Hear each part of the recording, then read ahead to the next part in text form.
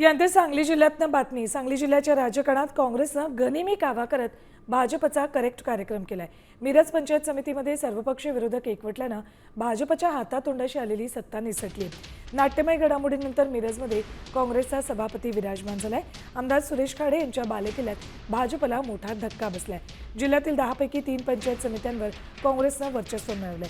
भाजपला मात्र केवळ एका जागेवर समाधान मिळालंय. त्यामुळे सांगलीच्या ग्रामीण राजकारणात आता नवी समीकरणं दिसत आहेत.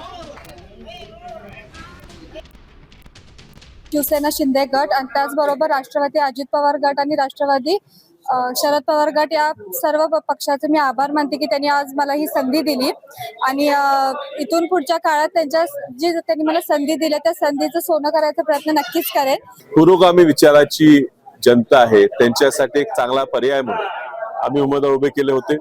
कुठल्या पक्षाचा कुठल्या गटाचा हा विचार न करता आणि म्हणून ह्या ठिकाणी तुम्हाला आज सभापती निवडत असताना विचित्र वाटत असेल की काँग्रेस पण ह्यात आहेत, राष्ट्रवादी घड्याळ पण आहे, राष्ट्रवादी तुतारी पण आहे, याच बरोबरीनं शिवसेना धनुष्यबाण पण आहे.